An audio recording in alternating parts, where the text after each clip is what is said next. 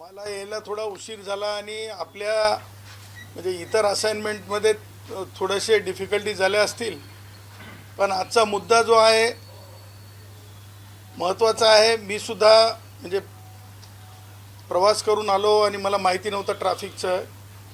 असो, आपल्या सगळ्यांचं मी स्वागत करतो. हा मुद्दा जो आहे आज ह्या पुण्यनगरीमध्ये, हा भारतीय संविधानाशी संबंधित मुद्दा आहे. हा मुद्दा जो आहे, आपण नेहमी पत्रकार परिषदा पाहत असता कुणीतरी एक आपल्या जातीचा झेंडा घेऊन उभा असते आणि त्याच्यासाठीचे पत्रकार परिषदा होतात. त्या पत्रकार परिषदा आपण सगळे नेहमी पाहतो. परंतु माननीय मोदीजींच्या सरकारनं भारतीय संविधानात घटना दुरुस्ती करून गरिबांसाठी सुद्धा आरक्षणाची तरतूद असावी हे तत्त्व आणलं. हे तत्त्व अत्यंत क्रांतिकारी तत्त्व होतं. संविधानाच्या परिभाषेशी संबंधित तत्त्व होतं आहे. परंतु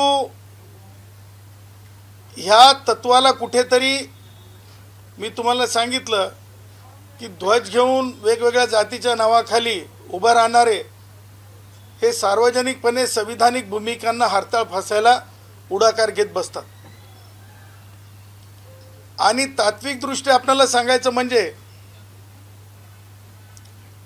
त्या झेंड्यांसोबत जाती असतात, त्या झेंड्यांसोबत जाती असतात, परंतु गुणवंतांसाठीच्या पत्रकार परिषदा आणि गुणवंतांसाठीच्या विद्यार्थी संघटना मला असं वाटतंय की मागच्या काही काळामध्ये लोप पावत चालल्यात. किंवा खुल्या वर्गासाठी कोणती संघटनाच आहे की नाही असाही माझ्यासमोर एक प्रश्न निर्माण होतो. ब्राह्मण, लिंगायत, राजपूत, मारवाडी, जैन हे जे वर्ग आहेत हे सुद्धा भारतीय वर्ग आहेत. हे पाकिस्तानी नाहीत, हे बांगलादेशी नाहीत. हे सगळे भारतीय आहेत. DNA ने भारतीय आहेत, विचाराने भारतीय आहेत. ह्या वर्गावरला अन्याय होत आला म्हणून संविधानाच्या निर्मितीनंतर ह्या वर्गातल्या गरिबांकरिता, खुल्या वर्गातल्या गरिबांकरिता जे आरक्षण आहे त्याच्यावर गदा येताना दिसते, गदा आलेली आहे. आणि हे जे विद्यार्थी आहेत ह्या विद्यार्थ्यांच्या बाबतीमध्ये कुठेही प्रतिक्रिया उमटताना दिसत नाही. आणि म्हणून आजची ही पत्रकार परिषद. आपल्याला सांगायचं म्हणजे माननीय उच्च न्यायालयाने काल एक निर्णय दिला, म्हणजे 6 ऑगस्टला. त्या निर्णयामध्ये आपण बघितलं तर स्पष्टपणे माननीय उच्च न्यायालयाचे न्यायमूर्ती डिव्हिजन बेंच आहे, त्यांच्या निर्णयाप्रमाणे जर आपण बघितलं तर या निर्णयामध्ये स्पष्टपणे सांगण्यात आलेलं आहे की 10% ज्या जागा आहेत त्या जागा ज्या आहेत 2024च्या कायद्यान्वये ज्या 10% जागा दिलेल्या आहेत त्या जागांच्या बाबतीमध्ये ते जागा रिक्त ठेवण्यात याव्यात. आता हे काय राजकारणी विषय नाही आहे. हा विषय आहे तंतोतंत संविधानिक. ह्या विषयाला गांभीर्याने घेणं आवश्यक आहे. ज्यावेळेस माननीय मुंबई उच्च न्यायालयाचे खंडपीठ असं म्हणतात की ह्या जागा भरल्या जाऊ नये, ह्या जागा रिक्त ठेवल्याच गेल्या पाहिजे, तर अन्याय हा अधोरेखित नाही तर अन्याय ॲक्च्युअल झाल्याचं स्पष्ट होत आहे. आणि ह्या स्पष्ट उक्तीला वाचा फोडण्यासाठी, म्हणजे लक्षात घ्या, मला कोणावर पर्सनल टीका करायची नाही, परंतु घटनाक्रमानुसार नावं घेणं आवश्यकच आहे. मुख्यमंत्री एकनाथरावजी शिंदे होते, त्यांनी आझाद मैदानात मला शब्द घेऊन आरक्षण दिलं जातंय म्हणून ते बघितलं आपण. त्यानंतर आपण पुढे जाऊन आणखीन एक पाऊल बघितलं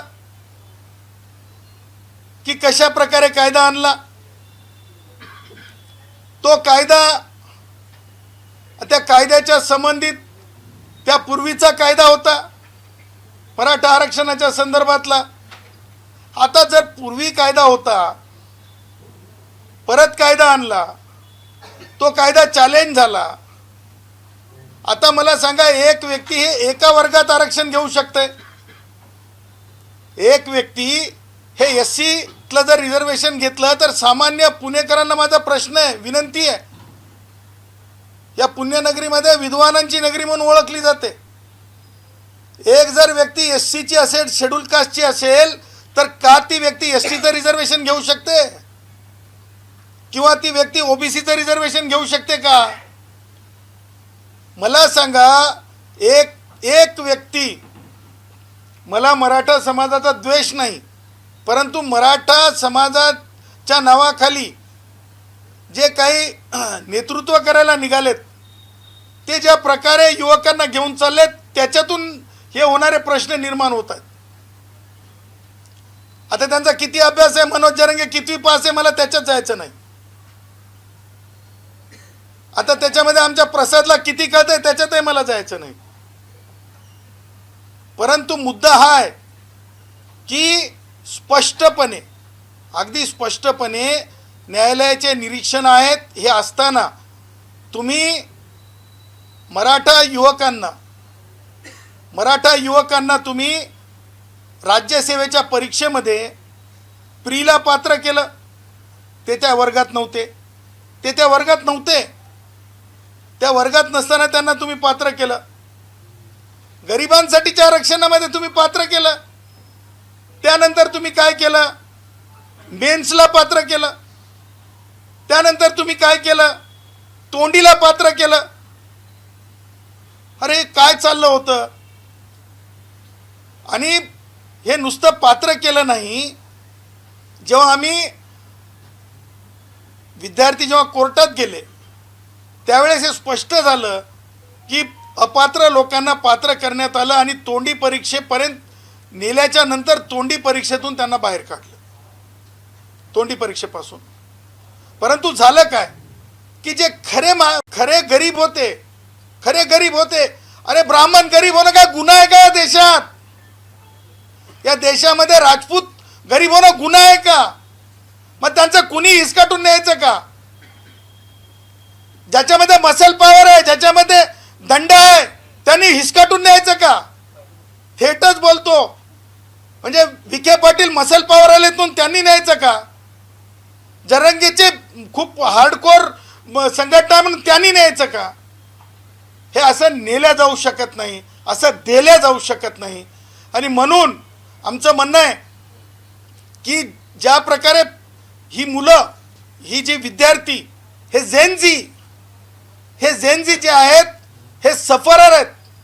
आणि ह्या सफरर्सला ज्या प्रकारे प्रीपासून त्रास झाला आहे, त्या प्रीपासून पुन्हा जे आहे नव्याने प्रक्रिया सुरू होणं आवश्यक आहे. आणि नव्याने प्रक्रिया सुरू होऊन ही कारवाई पूर्ण झाली पाहिजे. आपण एक परीक्षेमध्ये जर काही प्रश्न जर याच्यामध्ये एखाद्या विषयाचे फुटले तर परीक्षा पूर्ण घेतो की नाही त्या स्पर्धा परीक्षेची? त्याच प्रकारे आपण हे आपल्याला दस्तूर खुद दिसत असताना, न्यायालयाचं निरीक्षण असताना, मी महाराष्ट्राच्या लोकसेवा आयोगाचे अध्यक्ष, विद्यमान अध्यक्ष एकदम क्लीन माणूस आहेत, त्यांना मी विनंती करतो की ह्या प्रकरणामध्ये तातडीने त्यांनी लक्ष घालावं. भीमनवार साहेबांनी जातीच्या चष्म्यातून मनोज जरंगे काय करेल, उद्या त्यांच्यावर आगपाकड करेल का याची चिंता करू नये. कारण आता मुद्दा असा आहे की कोण कशाची चिंता करावं असा मुद्दा निर्माण झालाय. आपण बघत आहोत की किती खालच्या पातळीवर जाऊन लोक एकमेकांना बोलत आहेत. त्यामुळे किमान विद्यार्थ्यांच्या बाबतीत भीमनवार साहेबांनी एक स्ट्रॉंग भूमिका घेतली पाहिजे. आणि स्ट्रॉंग भूमिका घेऊन या प्रश्नाला पूर्ण तडीस नेण्यासाठी या प्रश्नाच्या संदर्भानं एक म्हणजे SIT सारखी लोकसेवा आयोगानं एक समिती नेमली पाहिजे आणि ह्या परीक्षेला जे आहे या विद्यार्थ्यांना जे आहे जे EWSचे विद्यार्थी आहेत त्यांना पूर्ण न्याय दिला पाहिजे। आणि म्हणून माननीय उच्च न्यायालयाचं जे निरीक्षण आहे याच्यामध्ये स्पष्टपणे सांगितलं पॅराग्राफ नंबर 6 मध्ये, having regard to the facts and circumstances of the case in its entirety as an ad interim measure, we hereby provide that the respondents may go ahead with the process of joining of the selected candidate pursuant to the selection process in question, but 10% of posts shall be kept vacant so as to accommodate the petitioners if they eventually succeed in the writ petition. आता ते जे SC म्हणजे जे मराठा भाऊ होते ज्यांना राजकारणामुळे ते ह्या सगळ्या प्रक्रियेमध्ये फसले, त्यांना बाहेर पडावं लागलं, परंतु त्या राजकारणाचा भाग आमच्या म्हणजे जे EWS जे गरीब आहेत ह्या सगळ्या जे समाज मी सांगितले गरीब समाज, त्या समाजावर नांगर फिरवायची का वेळ? मग आमच्यासाठी त्यांच्यासाठी जर समजा ते विखे पाटील आहेत तर आमच्यासाठी उदय सामंत झोपू नका, उदय सामंत झोपू नका, उदय सामंत झोपू नका, जागा करायला आलो पुण्यामध्ये। आणि हे सगळं अत्यंत म्हणजे वेदनादायी आहे। कोणत्याही विद्यार्थ्यावर अन्याय होऊ नये, राजकारण होऊ नये, परंतु म्हणजे विद्यमान मोदीजींनी दिलेल्या EWS रिझर्वेशन जे महाराष्ट्र शासनाने मान्य केलेलं आहे त्या आरक्षणावर सुद्धा गदा येऊ नये ही आमची भूमिका आहे। आणि लवकरात लवकर सरकार कसं असतंय की लोकसेवा आयोग हे ॲटॉनॉमस आहे, त्याच्यामध्ये सरकारांची फार भूमिका नसते, त्यामुळे लोकसेवा आयोगाने तातडीने याच्यावर भूमिका घ्यावी। उद्या विद्यार्थ्यांनी उपवासाची वेळ आणली किंवा जेनझीची शक्ती बाहेर आणली तर हे शक्तीसुद्धा लक्षात घ्यावी, कारण ह्या प्रकरणामध्ये मी त्या पुढं जाऊन असं म्हणेल की राष्ट्रीय स्वयंसेवक संघाच्या संघप्रमुखांनी सुद्धा या प्रकरणात लक्ष दिलं पाहिजे, कारण जेनझीवर आपण लक्ष देत आहोत, आपण आरक्षणाच्या विषयावर आपण लक्ष देत आहोत, परंतु खुल्या वर्गातल्या गुणवंतावर EWSच्या विद्यार्थ्यांवर MPSCच्या या परीक्षेवर सुद्धा लक्ष केंद्रित करण्याची मी त्यांना विनंती करतो, त्यांना आग्रह करतो, त्यांना आव्हान करतो। आणि आपले काही प्रश्न असतील याच्यावर तर आपण विचारू शकतो।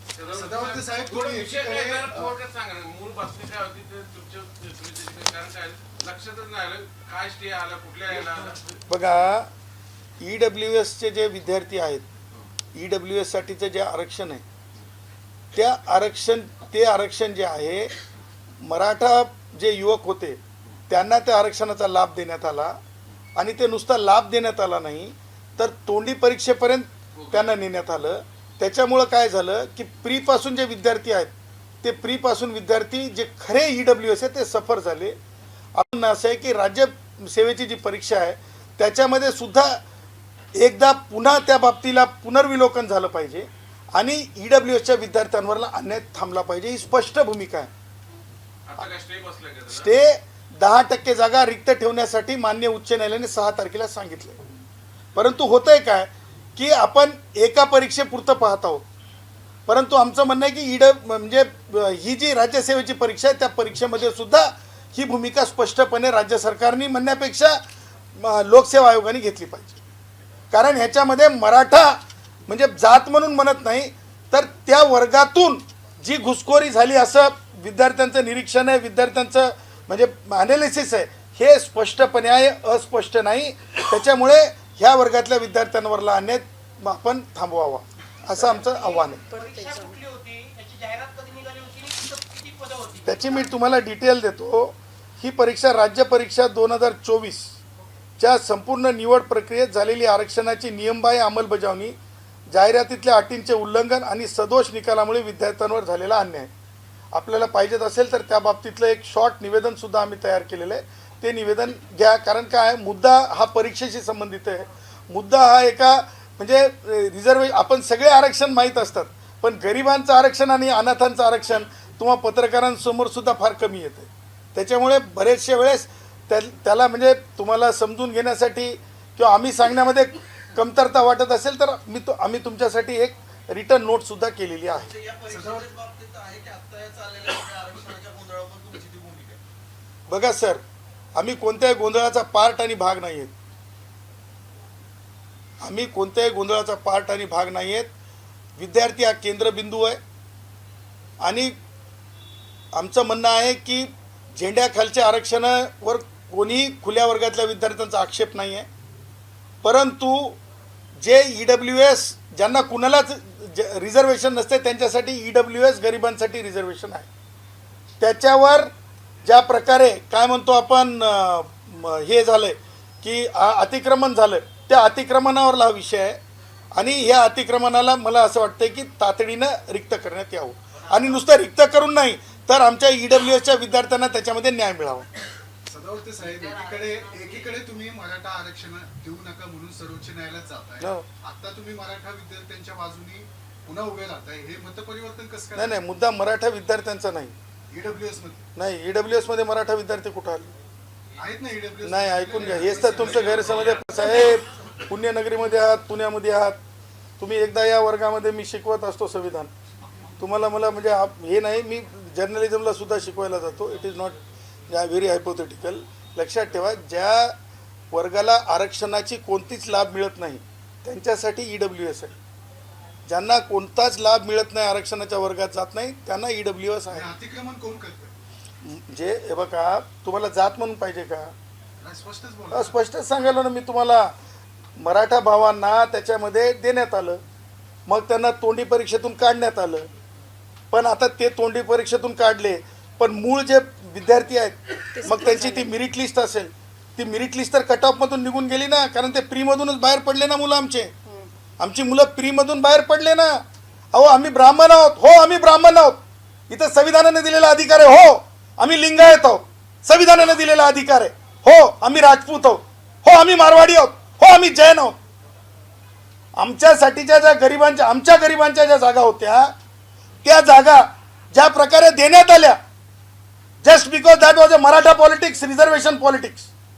मग ते एकनाथ शिंदे साहेबांचं असेल, ते मनोज जरंगेचं असेल, काल परवाच्या त्या काय ते नगर काय आपलं अहिल्यानगरचे राजकारणी विखे पाटील असतील, ह्यांच्या सगळ्या राजकारणामध्ये प्रीपासून आमचे हे सगळ्या समाजातले गरीब विद्यार्थी जे आहेत दळल्या गेले. आमचं पीठ झालंय, आमचा सत्यानाश झालाय.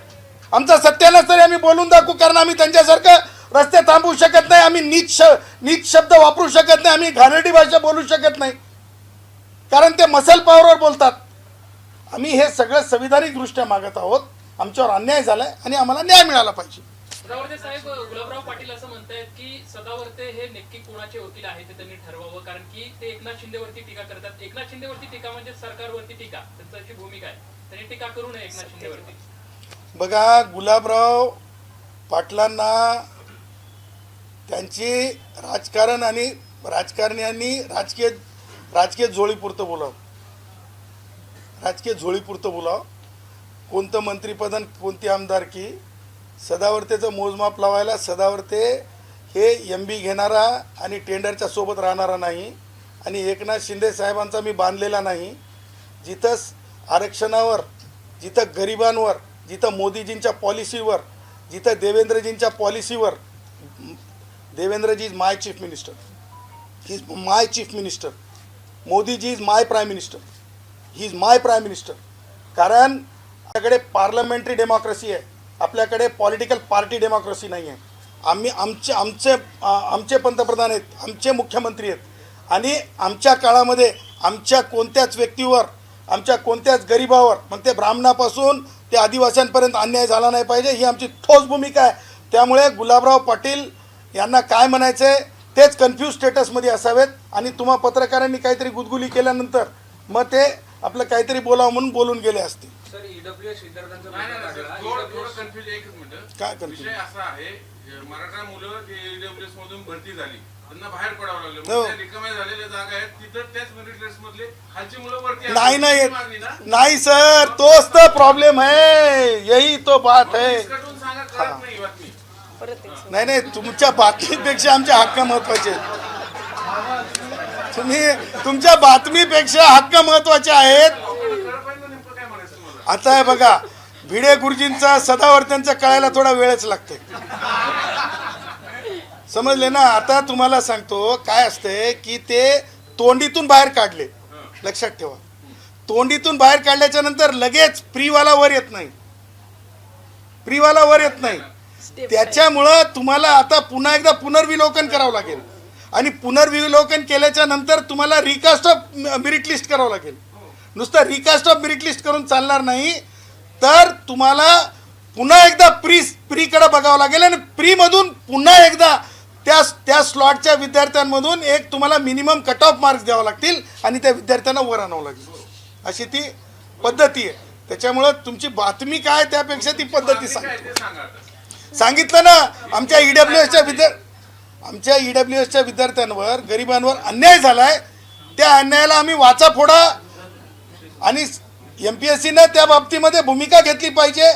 आमच्या नुसत्या जागा रिक्त राहून आम्हाला चालणार नाहीत, रोस्टरला पुढे जाऊन चालणार नाहीत आम्हाला त्या जागा, तर आम्हाला ते मिळायलाच पाहिजे.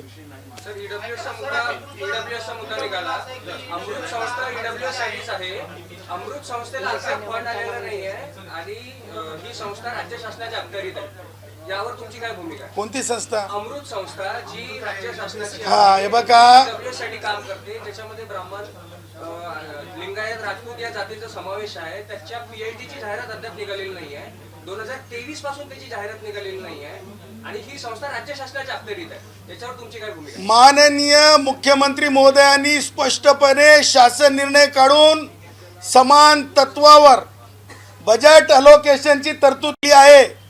परंतु सगळ्या जातीच्या झेंड्याच्या संस्थांना वेगवेगळ्या पद्धतीनं म्हणजे निधी दिला चाललाय, परंतु खुल्या वर्गातील विद्यार्थ्यांच्या संस्थेला निधी मिळत नाही. त्याच्यामुळे विद्यार्थ्यांना त्या प्रकारचे जे हे म्हणा स्कॉलरशिप म्हणा किंवा हे वेगवेगळे प्रोव्हिजन्स खाली मिळणारे पैसे ते मिळत नाहीत, ते दिले गेले पाहिजे. अन्यथा हे सगळं प्रकरण मग सारथी असो, सारथीचाच एकटा लाड होऊ शकत नाही. ह्या सगळ्या विषयाला घेऊन उच्च न्यायालयामध्ये जावं लागेल, कारण सारथीलाच केवळ लाडून चालणार नाही, बार्टीच्या विद्यार्थ्यांवर सुद्धा अन्याय आहे, त्याच प्रकारे खुल्या वर्गातल्या विद्यार्थ्यांवर सुद्धा अन्याय आहे. ह्या सगळ्या बाबी आम्ही कोर्टात नेऊ. तुम्ही पाठपुरावा करणार का राज्य शासनाकडे? 100% पाठपुरावा करू, कारण तो शासन निर्णय आम्ही बघितलाय, वाचलाय. त्या शासन निर्णयाला घेऊन कोर्टात जाऊ. तर थोडक्यात घ्या, कारण आमची पत्रकार परिषदेची वेळ संपली आणि आमच्या विद्यार्थ्यांच्या खिशामध्ये एवढे पैसे नसतात.